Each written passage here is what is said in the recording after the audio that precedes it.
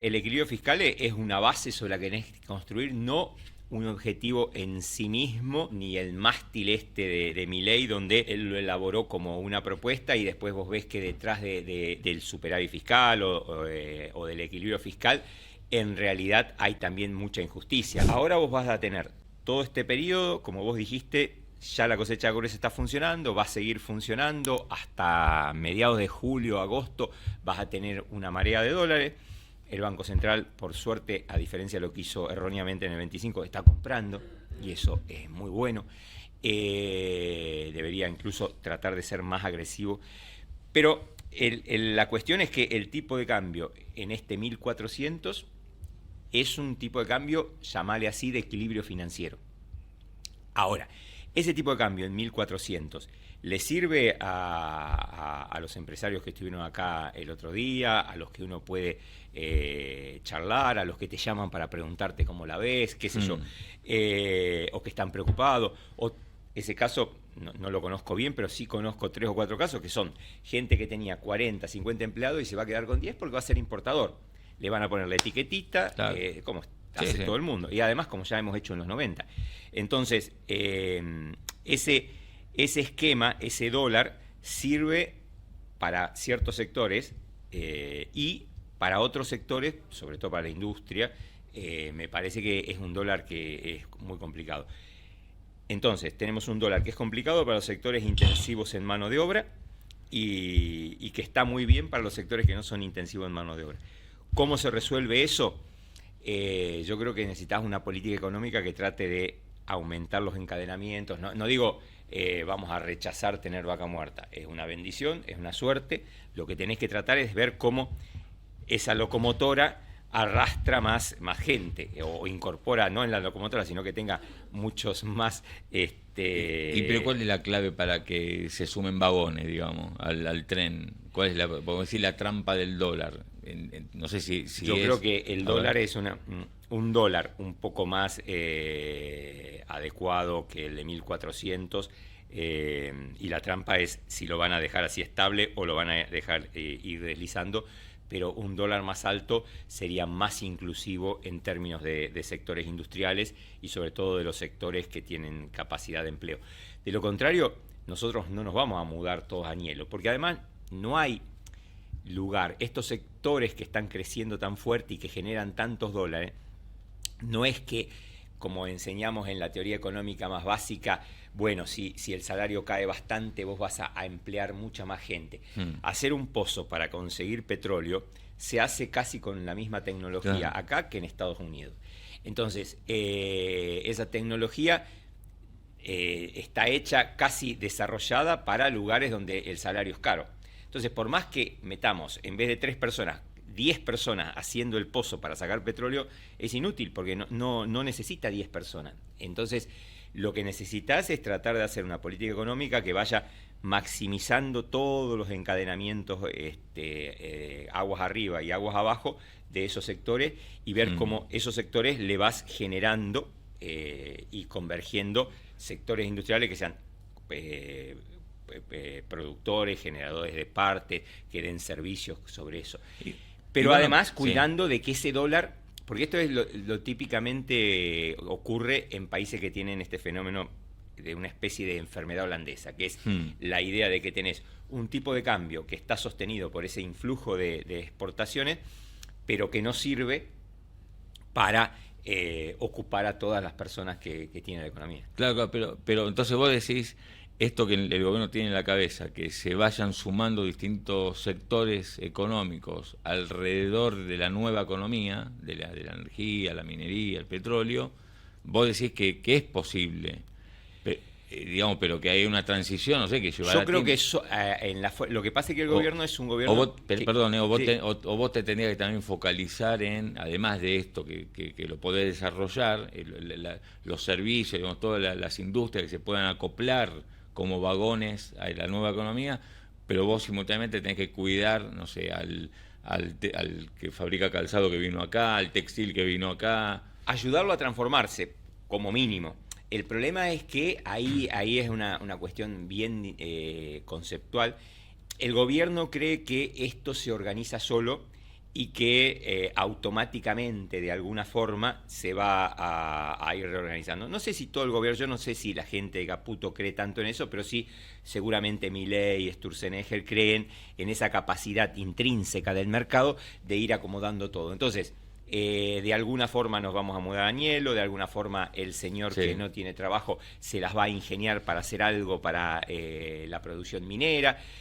Eso en la realidad y en general los distintos eventos exitosos de economías productoras de recursos naturales, como somos nosotros ahora, cada vez más perfilados en ese sentido, han mostrado que si no haces algo, si no empujás en ese sentido, te quedás con una economía dual trabada, ¿no?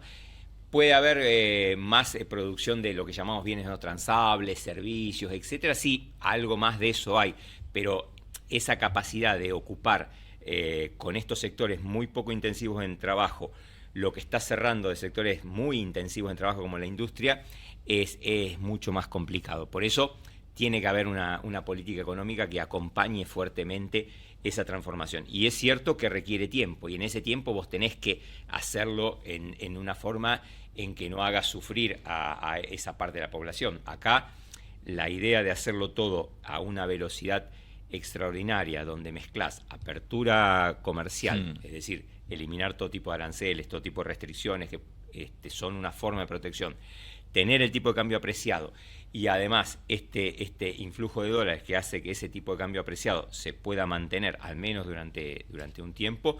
Bueno, yo creo que ahí es donde va a estar más tensionado el programa económico. Ahora el Milei, ¿no? Milei desde su ortodoxia dice: yo me ato al mástil, no me pidan qué quieren que traiga la maquinita, no voy a emitir. Y de hecho, ayer estábamos viendo hoy un informe de Amílcar Collante que todo lo que emite comprando dólares lo levanta y más. O sea, levanta más pesos que los que emite para comprar 9.000 millones de dólares. O sea que Milei, cuando lo advirtió a Bausili, ahí en Nueva York, en la Argentina Week, che, ojo con cómo compras dólares, mira que te voy a estar mirando porque me vas a generar inflación, y lo están cumpliendo. O sea, están bien, la cantidad de pesos está bien contenida.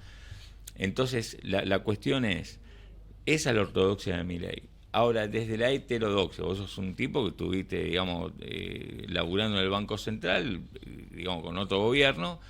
Entonces, ¿hay respuesta a eso? Digamos, ¿cuáles son los instrumentos para hacer, desde tu visión, que no haya sectores económicos que caigan, que esto sea sostenible, para que socialmente sostenible, económicamente sostenible? Porque Milei te dice: mira, yo tengo la fórmula. Los dólares, ¿querés dólares? Mira, tenés vaca muerta, todo lo que estamos charlando. La enfermedad holandesa, con eso vamos a andar bien, dame tiempo, que esto se va a arreglar. En todo caso, mira, viste que hay morosos, sale el Banco Nación ahí con una ambulancia, y dijeron que no, pero sí, salieron a tomar distintas medidas, porque querés tarifas para los sectores que ganan hasta 3 millones de pesos mensuales, y bueno, le mantenemos subsidio, más o menos te la voy encaminando, pero no me toques el mástil.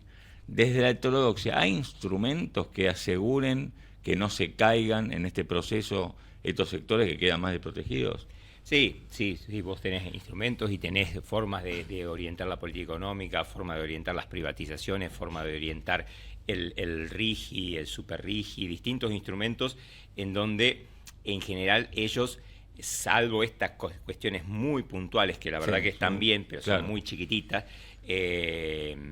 no han querido utilizar porque lo ven como intervencionista. Claro, no, y de hecho ni lo anuncia. Yo decía recién, Cristina te sacaba la trilla de la calle para decir que el Banco Nación va a hacer un salvataje sobre todos los deudores de préstamos personales o prendarios de todos los bancos. Eso es un error, porque ellos deberían darle una cierta tranquilidad a la gente, porque una de las cuestiones que a veces pareciera que maneja mal el gobierno es el tema de las expectativas. La gente está muy angustiada, pero angustiada en el sentido económico de decir cómo va a ser estas perspectivas, porque no le podés decir solamente va a bajar la inflación y vas a estar mejor, porque ya han aprendido a que es difícil creerle en general a los gobiernos y también a Claro. este gobierno, porque también este gobierno y este presidente les ha prometido un montón de cosas, como que iban a ganar en dólares, que la dolarización iba a ser Sí. rápida y un montón de cosas, que la inflación bajarla no tenía ningún costo. Bueno, una serie de cosas.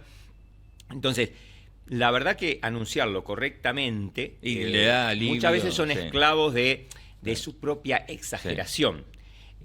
Ahora volvamos a esto que yo te preguntaba de a ver qué instrumento tiene la heterodoxia para Básicamente vos tenés que armar A ver. políticas donde vos que no sea la maquinita, me imagino. No, yo creo que la maquinita O es sí, un, no sé, un vos elemento. No, yo creo que la maquinita es una discusión, forma parte de otra discusión que creo que está bastante avanzada, aunque a veces vos ves, pero me parece que la idea de la maquinita y el déficit fiscal o el equilibrio fiscal, me parece que es una discusión que ha avanzado mucho, incluso como una cuestión que es no ni siquiera un objetivo en sí mismo, sino una condición para poder hacer las cosas bien, porque cuando vos decís yo voy a tener déficit fiscal, no puede ser que tu política sea sistemáticamente tener déficit fiscal. Eventualmente Claro. podés tener un déficit fiscal como en la pandemia, donde Macri te había dejado cerrado el mercado de bonos locales, cerrado el mercado de bonos internacionales, y tenías que financiar una política sanitaria que te llevó 7 puntos del PIB. Pero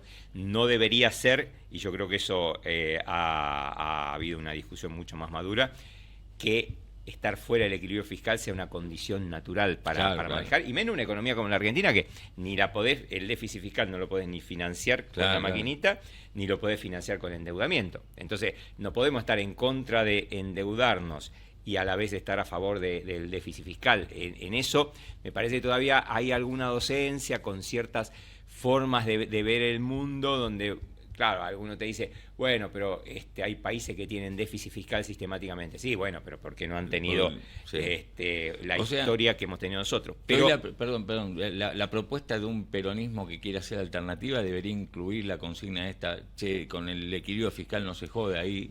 Sí, la idea de que el equilibrio fiscal es una base sobre la que tenés que construir, no un objetivo en sí mismo, ni el mástil de Milei, donde él lo elaboró como una propuesta y después vos ves que detrás del superávit fiscal o del equilibrio fiscal, en realidad hay también mucha injusticia. Después, lo importante va a ser, si alguna vez estuviera en el gobierno una alternativa distinta, es decir, el equilibrio fiscal se puede obtener de distintas formas. Una cosa es reducir los impuestos excesivamente a ciertos sectores muy concentrados, mantener los subsidios a sectores que no los necesitan, eliminar los subsidios de esos sectores que pueden pagar, pero al mismo tiempo cobrar donde tenés que cobrar, tener las regalías que tenés que tener, preguntarte si algunas cosas, por ejemplo, que estás haciendo en el RIGI no están, como algún colega, incluso bastante ortodoxo, pero opositor, dijo, estás destrozando el sistema tributario argentino. Es decir, hay distintas formas en que uno puede pensar que el equilibrio fiscal es una condición a la que se puede llegar por distintos caminos. Es decir, mirando cómo estás gastando, y mirando cómo estás recaudando. Y ¿A quién le cobrás? A quién le cobrás, a quién haces las privatizaciones, Claro. si las privatizaciones son efectivas para obtener fondos, son para dárselas a amigos del poder. O sea, hay distintas cosas en donde el equilibrio fiscal debería ser, te diría, una política de Estado, donde estemos de acuerdo en cuándo no va a haber equilibrio fiscal, ante una pandemia, ante una necesidad imperiosa por un tiempo determinado, y después decir, yo tengo que tener este equilibrio fiscal como una forma de lograr reducir el nivel de endeudamiento en el largo plazo. O sea que Milei se metió un poco en alguna parte que nosotros estamos discutiendo acá a propósito de un posteo de Marcos Galperín. A ver, ponelo ahí, así lo vemos con... Pues Galperín dice, pon ahí la compu mía, así lo vemos. Dice, sacando el 100% del patrimonio a todos los más ricos, no se pagan ni 6 meses del presupuesto de un año del Estado. La batalla rico versus pobres la inventaron los zurdos para hacerse el control del Estado y convertirse, vea que yo creo que acá estaba la segunda parte, a convertirse en mega ricos y perpetuarse en el poder. Saben que por sus capacidades en el sector privado no podrían manejar ni un kiosco. Zapatero es la última muestra de esto, y Milei lo reposteó. Digo, acá hay una parte, ¿no?, de lo que vos estás diciendo. A ver, ¿con quién recaudar? Bueno, no cuentes con Galperín. No, pero Galperín se ha convertido, la verdad que parecía una persona un poco más formada. Ha sido un tipo que ha tenido una gran inteligencia para copiar y adaptar a la Argentina un modelo de comercio en China. Ha sido un tipo muy inteligente para lograr de los distintos gobiernos de todos los signos importantes subsidios que entiendo sigue recibiendo, y que también los recibió en el gobierno de Alberto Fernández. Él viene de una familia en donde no vamos a decir es el... Pero tampoco me interesa la vida de Galperín, digamos, pero los datos que él pone ahí me parece que son absurdos y no toman en cuenta discusiones muy interesantes. Mira, justamente el New York Times antes de ayer sacó una nota de Zuckman hablando de la cuestión de los mega ricos y los ultra ricos, y sobre todo concentrados en un lugar muy especial que es California, que uno siempre piensa en un estado bastante progresista, etcétera, pero que ha dado al mismo tiempo lugar a esta incubadora impresionante de ultra ricos, y vos ves los números de cómo se ha potenciado eso. Y bueno, y la idea de si tiene que haber una tasación o no de esos ultra ricos. A mí me parece que esta es una discusión que excede muchísimo los problemas que tenemos en Argentina. Yo creo que de los ultra ricos, los inteligentes, que no es el caso de Galperín, pero gente como Bill Gates, como otra gente, te está planteando ellos mismos que en algún momento... sobre todo con ese boom, el que estaba refiriendo en New York Times, de los ultra ricos, que son todos basados en la inteligencia artificial, en desarrollos realmente muy, muy importantes. En algún momento van a tener que ser tasados o van a tener que poder participar o contribuir en la redistribución del ingreso, porque vos estás yendo a una sociedad donde potencialmente vas a tener que el tradicional circuito que nosotros enseñamos, donde las personas ofrecen su trabajo, reciben salarios y con esos salarios consumen, es muy probable que con la inteligencia artificial y la combinación con la robótica, porque a veces es más complicado. Nosotros pensamos que la inteligencia artificial solo nos va a afectar a personas que hacen o hacemos determinado tipo de trabajo, pero en realidad la robótica está ahí, a la vuelta de la esquina. En 5 años, 4 años vamos a tener robots haciendo muchas de las cosas que hoy se ven como exentas del uso de la inteligencia artificial como sustituto de capital humano. En todos esos casos, vos vas a tener que una gran parte de la población se va a terminar volcando a plataformas de servicios, a sueldos peores pagos o directamente sin trabajo. Entonces, por eso digo, esta discusión excede a lo de Galperín, claro. La tasación sobre los ricos, porque alguien tenés que tasar. Bill Gates decía, bueno, tasaremos entonces a los robots o tasaremos el capital usado para inteligencia artificial. En el fondo estás haciendo lo mismo, pero de alguna forma vas a tener que adecuar. Lo que pasa es que es una discusión que no podemos dar todavía en Argentina, porque todavía estamos con problemas previos, porque si no me van a decir, che, está proponiendo una aguache para todo el mundo, no solamente para los pibes. No, yo lo planteaba porque el que le dio entidad a eso fue el presidente, donde vos decís... Ahora, bueno, filosóficamente es cierto que hay que cobrarle a los ricos. No, es que es alucinante, porque estamos en un mundo donde la verdad que como nunca antes está revalorizado moralmente el tema de ser rico. Mientras que desde la Revolución Industrial en adelante y a partir del surgimiento de izquierdas muy fuertes y también en cierta forma de otro gran aporte del keynesianismo, que hablaba de la cuestión de los rentistas, sobre todo los rentistas, no los que generan una riqueza por la inversión. Los ricos habían tenido o habían ido hacia una idea donde sos sujeto de tasación porque es tal vez relativamente injusto que vos tengas tanta riqueza y haya gente que no tenga esa riqueza. Moralmente eso ha ido cambiando en los últimos 15 años y ser rico está bien visto, y además el mundo ahora te ofrece, quiere decir ser bien visto, hacer ostentación incluso está bien visto, y el mundo además, al irse perdiendo la regulación que tenía Bretton Woods y la regulación que tenían cuando estaba el estado de bienestar, a partir de los 90, Thatcher, Reagan y después Trump, etcétera, ha ido hacia un esquema donde los ricos están súper protegidos. Entonces, vos tenés Galperín, que es de Uruguay, pero las empresas o muchas empresas tienen un montón de esquemas y estructuras de cajas chinas para que básicamente los ricos paguen poco. Y entonces te encontrás con sistemas tributarios muy desactualizados, pensados para cuando el mundo era cerrado, en donde tenés tasas de impuestos a la riqueza, tasas de impuestos al patrimonio, que nadie paga porque todos son sociedades, que son propiedades de sociedades, que vos no las podés seguir. Entonces, ahí hay un problema global que va a ser y eso hasta la llegada de Trump, el G20, nosotros lo habíamos discutido y eran cosas muy interesantes que se estaban discutiendo, impulsadas sobre todo por Francia y Alemania, esto del BEPS, ¿no? Cómo se ha erosionado la base tributaria porque los sujetos de tasación se escapan de los lugares que tienen tasas más altas. Entonces digo, el desafío del que venga, Milei, porque vos decís, y no, mirá, vas a tener que hacer un sistema tributario más justo, digo, pero entonces en definitiva los gobiernos se encuentran, está bien, supongamos, con esa concepción, supongo que el que viene a Milei, sucede a Milei, piensa eso, pero va a tener el desafío de la urgencia, donde finalmente vas a tener que, tal vez como dice el fondo, cobrarle más al monotributista.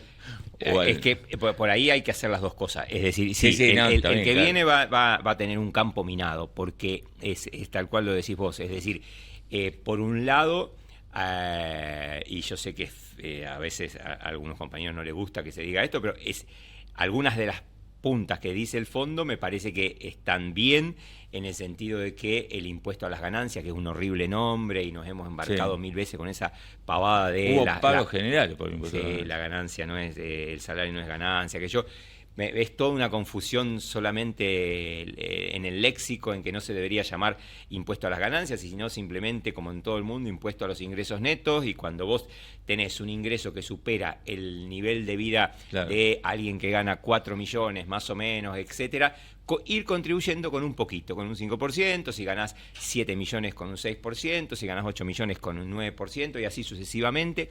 Me parece que eso hace parte de la convivencia.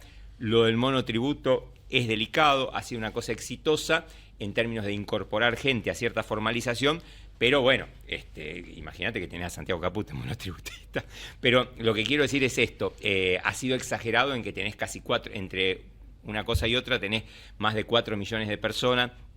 Por ahí también hay que hacer una transición hacia un régimen que, por un lado, baje a la tasa en los sectores en donde la presión tributaria es muy alta, y trate de tener una tasa más alta en donde los sectores no pagan absolutamente nada, y eso lo tenés en el comercio, lo tenés en las profesiones. Entonces tenemos una DGI, mirá qué viejo, pero la tremendo. DGI dentro del ARCA... te vendiste, yo que te iba a decir que tenías 35 años diciendo de la DGI. Pero me parece que sigue existiendo igual en todo este cambio la DGI ahí abajo. Y sí, debe pero bueno, estar. Que ARCA, después la FIP, sí. pero que históricamente la parte de la DGI ha estado acostumbrada a cazar en el zoológico. Entonces vos agarras un tipo que está preso de la formalidad y a ese lo matás y le metés una alícuota del 35%, y después tenés enfrente a alguien haciendo la misma actividad y le metés una alícuota de casi nada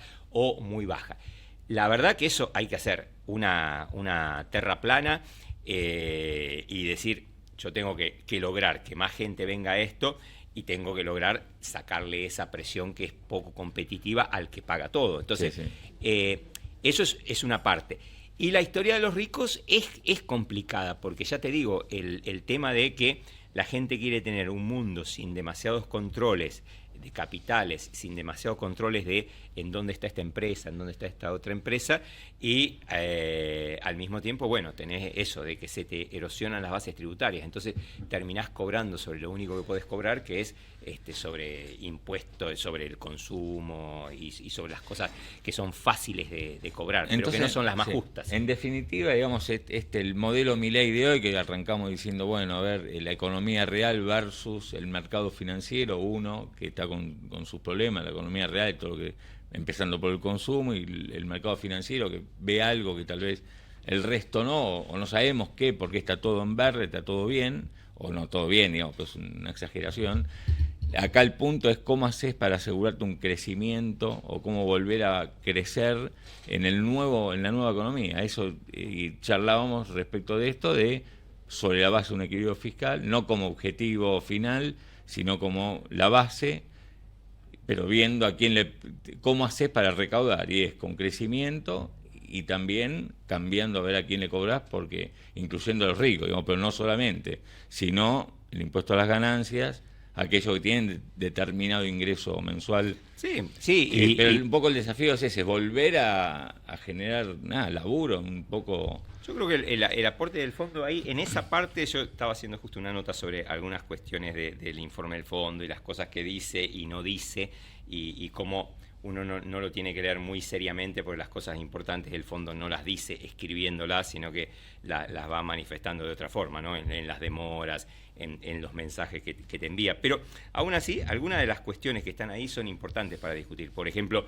cuando discute la baja de retenciones, es interesante lo que propone, es interesante la comparación que hace, pero también es muy infantil la forma en que dice eso tenemos que pasarlo a recaudación de impuestos patrimoniales sobre la tierra en los lugares donde se cobra eso, que es un impuesto nacional como retenciones, compararlo con un impuesto provincial, donde ahí vas a tener ciertas cuestiones que han sido históricas. Yo lo he visto eso porque lo hemos analizado, sobre todo en provincias que cobran el impuesto inmobiliario, y yo te puedo asegurar que es de una enorme dificultad cobrar el impuesto inmobiliario, por cuestiones, digamos, atávicas, pero en general es muy complejo cobrar el impuesto inmobiliario, siempre salís en la tapa, y además vas a tener en esto posiblemente la misma competencia que decíamos entre estados, a ver quién tributa más, claro. Y quién se lleva, como ponerle el ejemplo pequeño de Paraguay, cómo aprovecha cosas y se las lleva